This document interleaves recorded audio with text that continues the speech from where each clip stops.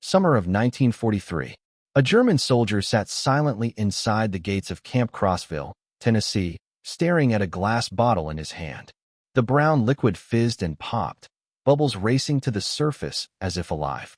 He tilted the bottle, caught the sunlight through the glass, and whispered to himself, "Unmöglich." Impossible. For 2 years, he had fought in the dust and fire of North Africa, surviving on dry biscuits, ersatz coffee, and hunger. Yet here, as a prisoner of war, he held in his hand something sweeter than victory itself. A Coca-Cola. 5 cents at the camp canteen. The same price, guards told him, that American children paid with their weekly allowance. What the Nazis had promised him was humiliation and starvation under the Americans. But what he found instead was an America that used sugar, chocolate, ice, and carbonation not just as food, but as a weapon. A weapon that would dismantle his belief in Nazi propaganda sip by sip, bite by bite. This was not just prison. This was a revelation. And it began with a bottle of Coke. When the Afrika Korps surrendered in Tunisia in May 1943, nearly 250,000 German and Italian soldiers laid down their arms. They had marched under Rommel's banner, fought like desert lions, and expected brutal punishment once captured.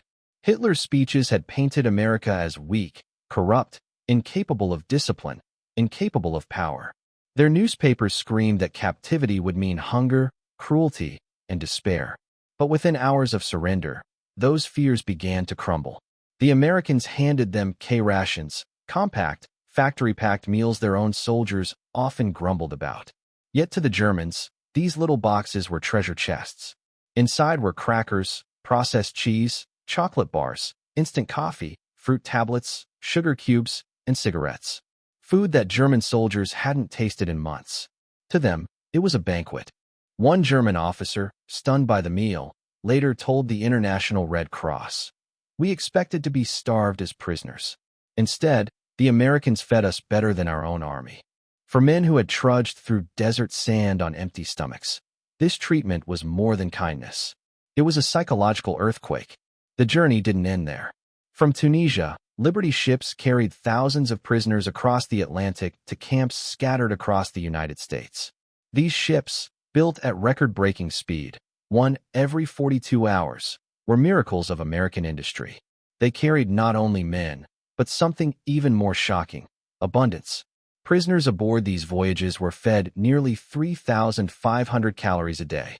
Fresh bread, real vegetables, meat, coffee with sugar and milk, and yes, on some ships, even ice cream. Imagine it, the 4th of July, 1943. The USS General M.B. Stewart, somewhere in the Atlantic Ocean. German prisoners lined up as the ship's ice cream machine churned out 10 gallons at a time. Scoops of vanilla and chocolate handed over not to American sailors, but to the very men who had been their enemies just weeks earlier. For prisoners who hadn't seen ice cream since childhood, it was like a hallucination. And when the ships finally docked, when the POWs stepped onto American soil for the first time, they saw a land that Nazi propaganda had insisted could not exist. A land of railroads where even ordinary passenger cars had dining service with fried chicken, vegetables, and pie. A land of ports so vast they handled more cargo in a single day than German harbors could manage in weeks. But the greatest shock was yet to come, inside the camps themselves. Camp Crossville, Camp Shelby, Camp Hearn. These were not the dungeons the Germans had been warned about. They were barracks with electricity, running water, hot meals, flush toilets, and even heated buildings for winter. But it wasn't the plumbing or the beds that destroyed Nazi illusions. It was the camp canteens, the post exchanges. Inside, lined up neatly, were rows of Coca-Cola bottles. Pepsi, Dr. Pepper, RC Cola, bars of chocolate from Hershey, Mars, and Nestle, ice cream when refrigeration allowed, cigarettes, tobacco, chewing gum, even beer.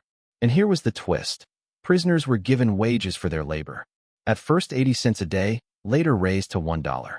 With Coke and chocolate bars priced at 5 cents each, a day's work could buy 16 treats, luxuries beyond imagination back home in Germany, where such items required black market connections or government rations. To a German soldier who had believed America was starving, chaotic, weak, this was unthinkable. America was drowning in abundance. And the most powerful propaganda weapon was not a gun, not a bomb, not even a speech. It was a bottle of Coca-Cola. And if this story already has you hooked, if the thought of prisoners tasting Coca-Cola and ice cream for the first time leaves you curious about what came next, then stop for just a moment. Imagine discovering that everything you had been told about your enemy was a lie. That the people you thought were weak actually lived in a world richer and stronger than you had ever dreamed. That's the journey we're about to unfold.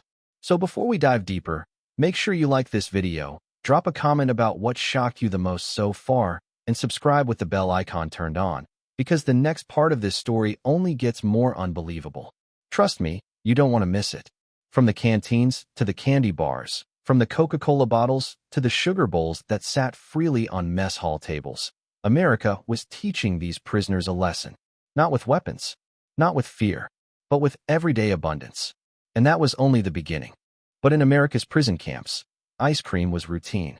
On hot July days in Mississippi, hand-cranked machines turned salt, ice, and cream into frozen sweetness. At larger camps with electric freezers, whole tubs of flavors were delivered: vanilla, chocolate, strawberry, butter pecan. At Camp Shelby, the 4th of July celebrations included ice cream for prisoners, as if they were honored guests instead of captives. One POW wrote years later, "I could not believe my eyes. Ice in July, cream, sugar, wasted on a sweet dish. For us, this was unthinkable.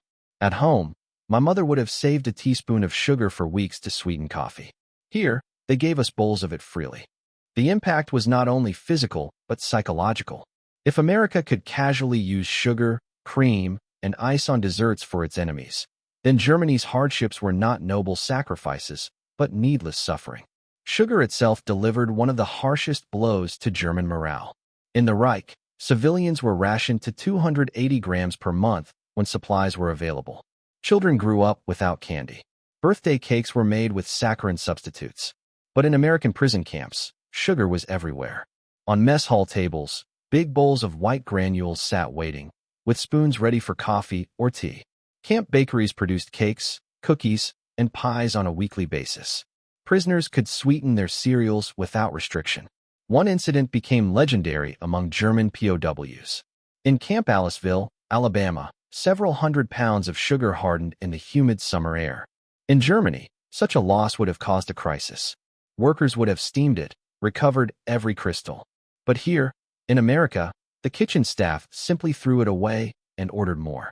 To the prisoners who watched, it was as if they had witnessed a crime against nature itself.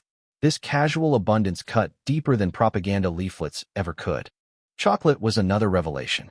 In Germany, most people hadn't tasted chocolate in years. Factories had shifted production to military needs, and what little remained was reserved for officers and the wealthy. But in the camps, chocolate bars were everywhere. Hershey, Mars, Nestle, sold for 5 cents each, the same as across the country. For the American military, chocolate was a standard ration. 380 million pounds were purchased by the U.S. Army during the war. For the prisoners, it was almost beyond comprehension. They began to see a pattern. This wasn't special treatment designed to win their favor. This was simply American normalcy. The same Coke, chocolate, and ice cream that American children consumed daily were now available to prisoners of war. At first, some prisoners thought it was a trick. Nazi propaganda had warned them. The Americans will try to lure you with luxuries, to make you weak. But as weeks passed, they realized that what they were experiencing wasn't a propaganda campaign at all. It was simply life in America. Ordinary citizens, not just prisoners, lived this way. Prisoners began writing letters home, carefully censored but still full of hints.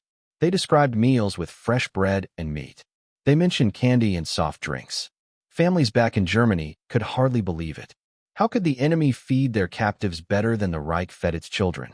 One prisoner later recalled, "I began to ask myself, if this is what they give to prisoners, what must they give to their own soldiers? How can we ever hope to defeat such a nation?"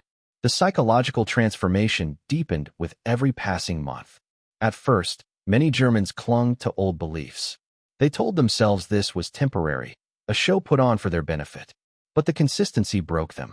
Week after week, Coca-Cola deliveries arrived. Month after month, sugar bowls were refilled. Summer after summer, ice cream was served. The message was clear: This was not charity. This was not manipulation. This was reality. The abundance became a silent weapon of war, more devastating than bombs or bullets. It eroded faith in the Nazi regime. It planted seeds of doubt that could not be erased. Because once a man tasted Coca-Cola and chocolate in captivity, once he realized his enemy gave him more than his own leaders ever had, how could he return home and still believe the Reich's lies? And this was only the beginning of the shock. The deeper the Germans looked into America's abundance, the more impossible it became to deny. The longer the German prisoners remained in America, the more the walls of propaganda crumbled. They had been told that America was a divided nation of weaklings, incapable of sacrifice, corrupted by consumerism. Yet here, in the prison camps, they saw a different reality, one they could touch, taste, and smell. They began to notice the little details. Uniforms that were plentiful and well-made. Shoes of consistent quality, sturdy and standardized.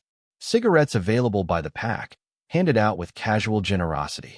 These items, scarce luxuries in Germany, were treated in America as everyday necessities.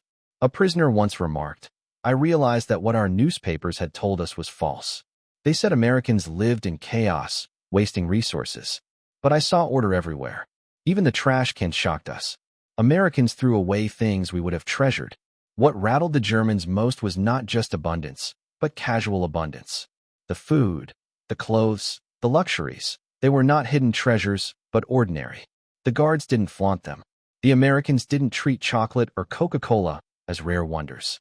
They consumed them without thought, just as they consumed meat, milk, butter, and coffee. The realization was crushing. The enemy's weakness was actually strength. What the Nazis had painted as decadence was in fact the foundation of industrial power. As months passed, more German soldiers wrote home about their experiences. Though censors cut out certain words, the letters carried hidden messages. We are well fed. We have more than we need. The Americans treat us humanely. Families in Germany, already struggling under rationing, began to whisper. How could the Reich claim victory when its enemies gave prisoners what civilians lacked? Psychologists later noted that this was a subtle but devastating blow to morale on the home front.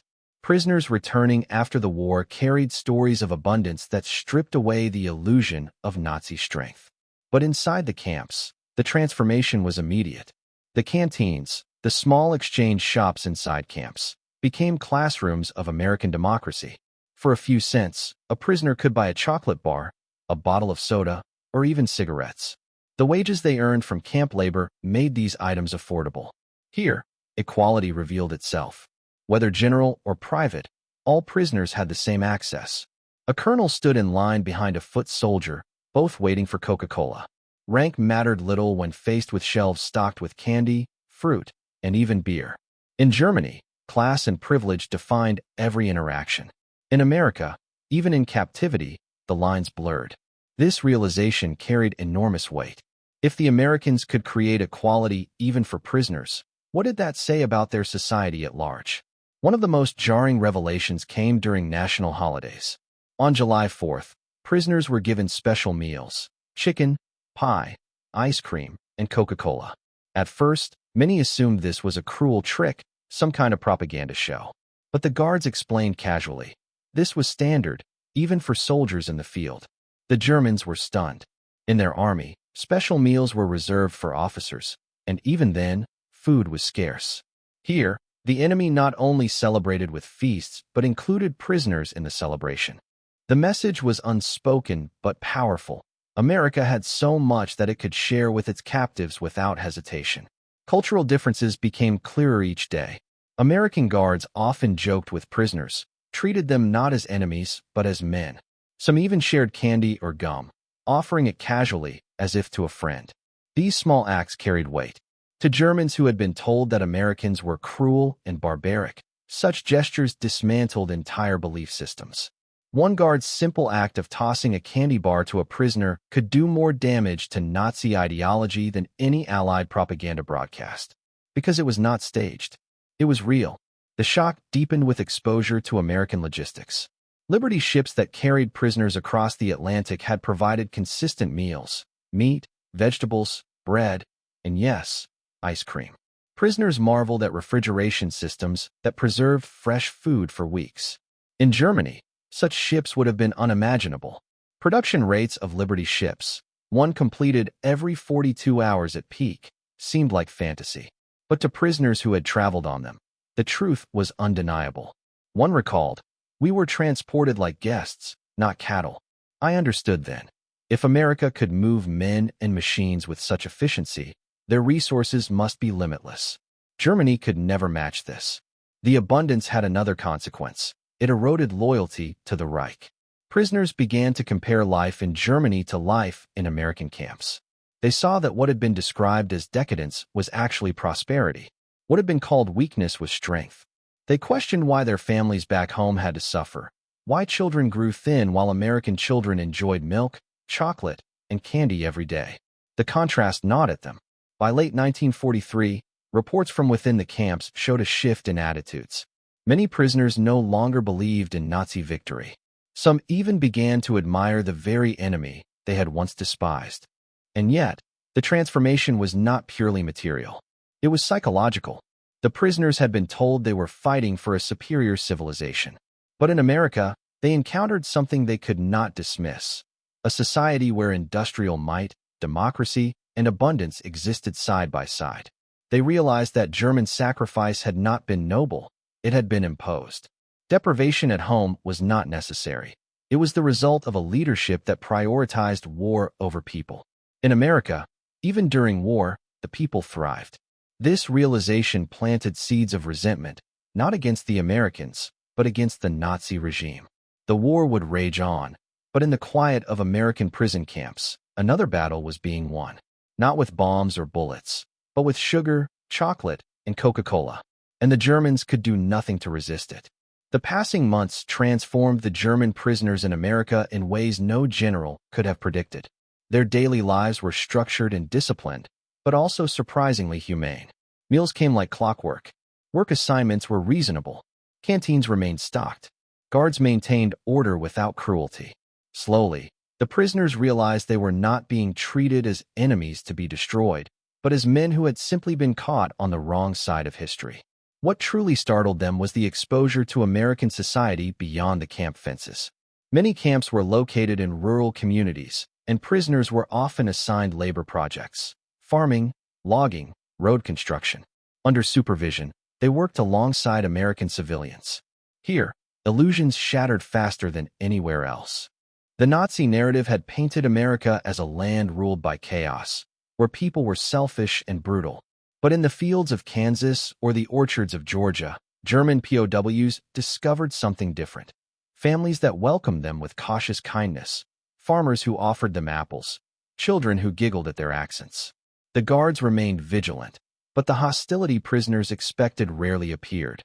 One POW later recalled, "We thought we would be spat upon. Instead, we were given sandwiches. That was the moment I knew our leaders had lied." Another moment of disorientation came with the wages they received. For each day of labor, the prisoners earned credits they could use in the camp stores. They bought Coca-Cola, cigarettes, gum, chocolate, or even postcards to send home. For Germans accustomed to ration cards and scarcity, the concept of earning and spending freely, even as captives, was a revelation. It exposed them to the mechanics of a market economy, where abundance flowed not from conquest, but from productivity. Factories, farms, and logistics chains kept the shelves stocked, even while America waged war on two fronts. To the Germans, it was mind-bending. They had been told that war required sacrifice from all, that hunger and rationing were signs of patriotism. Yet here was proof that America could fight a global war and still hand out luxuries to its prisoners. The greatest shock, however, was not Coca-Cola or chocolate bars, but democracy itself. Some camps organized discussion groups, lectures, even libraries stocked with American books. Guards encouraged intellectual exchange as long as it avoided Nazi propaganda. POWs found themselves reading American history, novels, newspapers, and even watching films. These cultural windows revealed a nation where debate, freedom, and opportunity were valued. For Germans raised under a dictatorship, the contrast was painful. They realized that what their regime called weakness, freedom of speech, diverse opinions, and open press, was actually a strength. The very freedoms mocked by Goebbels' propaganda had created the resilience and abundance they now experienced firsthand. One POW later admitted, "I came to America as a soldier convinced of my nation's superiority. I left as a man convinced that freedom was superior to everything I had known." Even leisure surprised them. Baseball games were organized between prisoners and guards. Choirs and orchestras formed inside the camps, with instruments provided by the Red Cross. Plays were staged, and sometimes American communities were invited to watch. Instead of humiliation, there was dignity. Instead of resentment, there was humanity. To the prisoners, these experiences were profoundly destabilizing. They were supposed to hate their captors, to see them as uncultured, barbaric, decadent. But as days turned to months, many came to admire them. Letters home, heavily censored, still carried traces of these revelations. Families in Germany, reading between the lines, began to sense the truth. Their men were living better in enemy prison camps than they were in their own homes. Mothers and wives stood in long bread lines while their husbands wrote about ice cream and Coca-Cola. The contradiction was impossible to ignore. This quiet leak of information weakened faith in the Nazi narrative. If the enemy was capable of such generosity, then perhaps Germany's struggle was not noble but futile. Perhaps the Reich was not destined to last 1,000 years, but to crumble under the weight of its own lies. At times, this transformation caused conflict within the camps. Hardline Nazis among the prisoners tried to enforce loyalty, punishing or ostracizing those who showed admiration for the Americans. Secret courts were even formed by fanatical prisoners to intimidate dissenters. But as the war dragged on and Germany's defeat became inevitable, these fanatics lost influence. The majority of POWs leaned toward acceptance, even quiet gratitude, for the unexpected humanity they experienced. By 1944, it was clear that American prison camps had done something extraordinary. They had turned enemies into witnesses. These men would one day return to Germany carrying stories that undermined every Nazi lie. They would speak of ice cream and Coca-Cola, yes, but also of fairness, democracy, and dignity. The impact extended beyond the camps. American communities who interacted with POW laborers often saw them not as monsters, but as young men much like their own sons fighting overseas. Farmers who worked with German prisoners sometimes invited them to meals, blurring the line between enemy and neighbor. These interactions planted seeds of reconciliation. The Germans discovered that America was not just wealthy, but humane. The Americans discovered that their enemies were not faceless villains, but ordinary men trapped in a war of ideology. When victory finally came, many POWs carried mixed emotions. Relief that the war was over, sadness for the devastation in their homeland, and an odd sense of longing for the strange safety they had found in captivity. Some admitted privately that they had eaten better, lived better, and even felt freer in American prison camps than in Nazi Germany. One former prisoner put it bluntly, "I entered the camp a soldier. I left it a believer that the world my leaders promised me was an illusion. America showed me that truth." The irony was undeniable. Hitler had promised his soldiers glory, strength, and superiority. Instead, they found those promises crumbling in the face of Coca-Cola bottles, chocolate bars, and the quiet dignity of democracy. By the end of the war, thousands of German POWs were not just captives of America. They were converts to the idea that the enemy had been right all along. By 1945, the war had shifted decisively against Germany. Cities lay in rubble, industries collapsed under relentless Allied bombing, and food shortages plagued the civilian population. For the German prisoners held in the United States, the news arrived in fragments, through censored letters, Red Cross updates, and whispered rumors. Many sensed the inevitability of defeat long before their countrymen at home. Inside the camps, the atmosphere grew heavier with every Allied victory. Normandy, Paris, the Ardennes, the fall of Berlin. These milestones echoed in guarded conversations between prisoners who knew their families were trapped in the chaos. Yet, even as their homeland collapsed, life in the American camps maintained a strange stability. Meals continued. Deliveries of Coca-Cola, cigarettes, and chocolate arrived like clockwork. The contrast was stark. While German civilians starved, their captured soldiers lived in relative abundance. The guilt of this disparity weighed heavily on many. Some prisoners refused luxuries, pushing away second helpings or declining sweets. But others saw no shame in accepting what was offered. They reasoned that to waste it would be foolish, that perhaps the best way to honor their suffering countrymen was to survive, to endure, and to one day return with stories of truth. As surrender loomed, prisoners grew restless. What awaited them in Germany? Would their homes still stand? Would their families survive the hunger and the bombings? These questions haunted their nights. For many, the greatest fear was not captivity itself, but release, because release meant returning to a world scarred beyond recognition. The end finally came in May 1945. Hitler was dead. The Reich had collapsed. Germany lay divided and occupied. In the American prison camps, guards read the news aloud. Some German prisoners wept openly. Others stood in stunned silence. A few hardliners still shouted defiance, but their voices rang hollow against the reality of unconditional surrender. For the Americans, the war's end brought celebration. For the prisoners, it brought uncertainty. The men who had eaten ice cream in captivity now faced the prospect of hunger at home. Those who had lived in orderly camps now braced for chaos in a country shattered by defeat. The process of repatriation was slow and uneven. Some prisoners were sent back almost immediately, while others remained in camps for months, even years, as Europe reorganized. The logistics of transporting hundreds of thousands of men across the Atlantic required careful planning. Ships that had once carried tanks and supplies now carried weary soldiers back to Europe. The voyage home was somber. Prisoners stood on the decks, staring across the ocean, reflecting on the contradictions of their captivity. They had left Germany as soldiers sworn to victory, and they returned as captives who had tasted an enemy's abundance. Many wondered how their families would understand the strange truth that in the land of their supposed enemies, they had known comfort, dignity, and even a kind of freedom.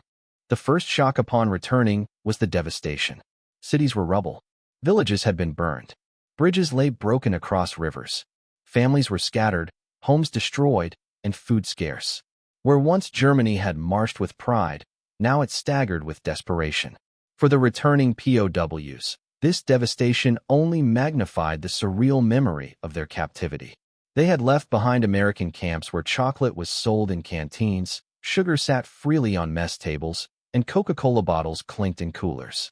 Now, back in their homeland, bread lines stretched for blocks, and children's eyes were hollow with hunger. It was almost too much to bear.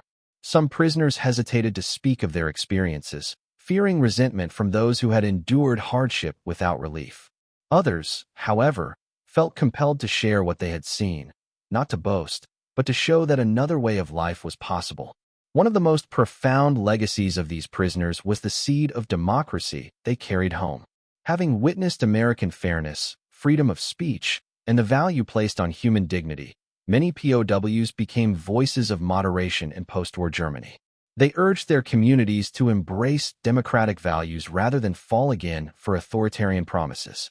Historians later noted that these POWs played an unspoken but crucial role in Germany's post-war transformation.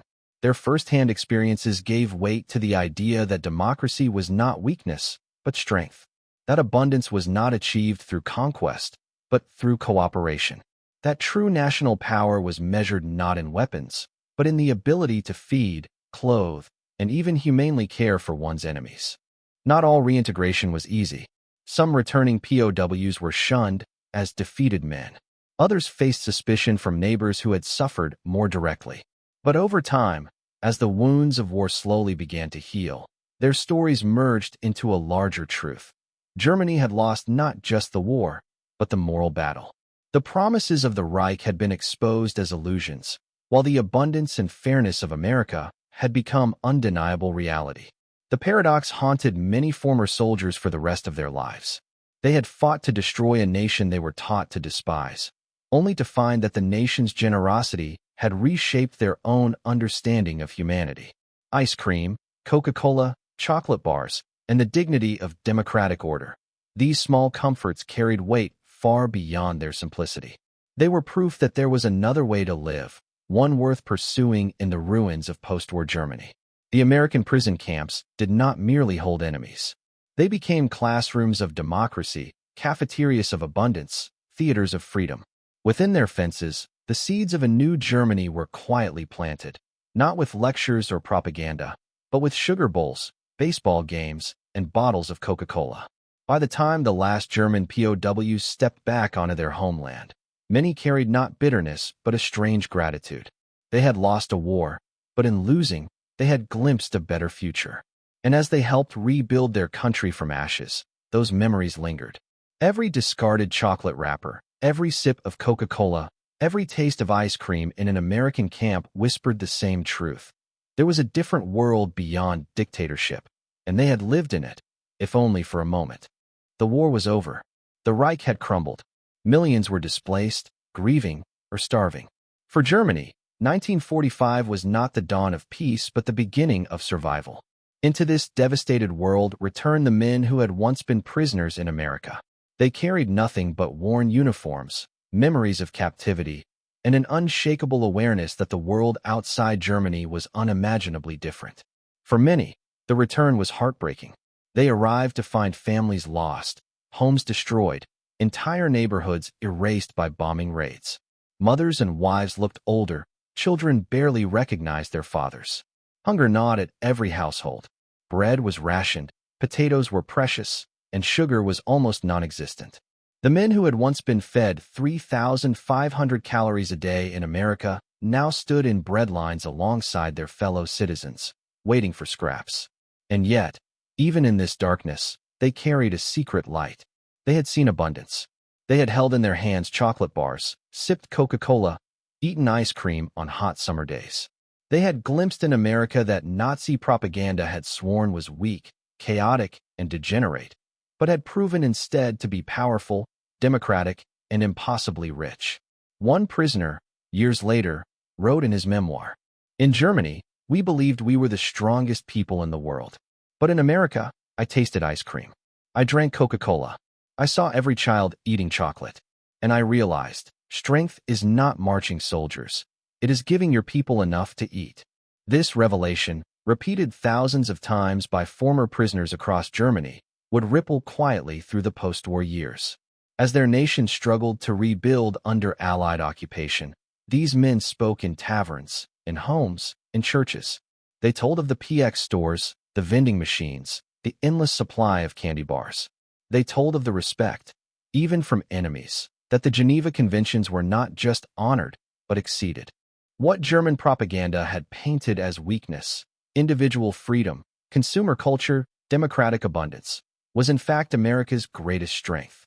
The psychological impact of this revelation cannot be overstated. These prisoners became silent ambassadors of democracy. They had seen how a society could function without fear, how it could treat even its enemies with dignity. And when West Germany began to rise from the rubble in the late 1940s and 1950s, many of these former POWs became leaders in the movement toward democratic reform. Their voices mattered. They were veterans, men who had fought bravely and suffered captivity. When they told their neighbors that democracy worked, people listened. And often, their proof was not abstract political theory. It was ice cream. It was Coca-Cola. It was the sheer everyday miracle of abundance. For the Americans, this was never an official plan. There was no grand propaganda scheme to win German hearts with chocolate and soda. It happened naturally, the byproduct of an industrial giant that could mass-produce luxuries even in wartime. But in hindsight, historians recognize it as one of the most powerful psychological tools of the entire conflict. You cannot argue against a full stomach. You cannot dismiss the evidence of abundance when you hold it in your hand. And you cannot cling to a propaganda lie when reality tastes sweeter than anything you've ever known. Years later, when German veterans gathered to share stories of their captivity, their memories were surprisingly tender. They spoke not of humiliation, but of shock, not of bitterness, but of awakening. One recalled the day he bought a Coca-Cola for the first time, holding the cold glass bottle in the Tennessee summer heat. Another remembered the 4th of July ice cream celebration, when fireworks lit the sky and prisoners ate alongside their guards. Another laughed about how Americans wasted sugar, tossing away hardened bags while German prisoners nearly wept at the thought of such waste. These stories became legend, passed down to children and grandchildren. They reveal the paradox of war. Sometimes, the most lasting victories are not won on the battlefield, but in the cafeteria, the canteen, the mess hall. As Germany rebuilt, companies like Coca-Cola and Hershey returned to the country as symbols of a new era. Former prisoners recognized them instantly, smiling at the familiar taste of captivity. For them, these brands were not just products. They were memories of survival, of awakening, of realizing that another way of life was possible. And in this sense, America's greatest weapon in World War II was not the B-29 bomber or the Sherman tank, but its ability to make ice cream in the middle of the ocean, to ship chocolate across continents, to ensure that even prisoners of war could drink a cold soda on a summer afternoon. By the 1950s, West Germany had become a partner, not an enemy, in the democratic world. Its economy surged. Its people embraced freedom. And quietly, beneath the speeches and policies, lay the memory of those POW camps where German soldiers discovered democracy not through lectures, but through dessert. The story of the German prisoners of war in America is not just a footnote to history. It is a reminder of something profound. In war, armies fight with weapons, but nations fight with ideas. And sometimes, the simplest comforts, sugar on the table, soda in a bottle, ice cream on a hot day, carry more power than bullets or bombs. As the last of those former POWs passed into history, their stories remained. Stories of shock, disbelief, laughter, and tears. Stories of how the supposed enemy revealed itself not as a monster, but as a model of abundance and democracy. And when we look back on World War II, when we count the victories and the tragedies, we must remember this too, that in the heart of war, amid suffering and bloodshed, there were moments of sweetness that reshaped the world. A Coke bottle clinking in Tennessee, a scoop of vanilla ice cream melting in Mississippi, a chocolate bar unwrapped in Texas. Simple things, but for the men who experienced them, they were the proof of a truth too big to deny. America had not only defeated Nazi Germany on the battlefield, it had defeated it with sugar, with sweetness, with the everyday miracles of democracy. And in the end, that taste lingered long after the guns fell silent.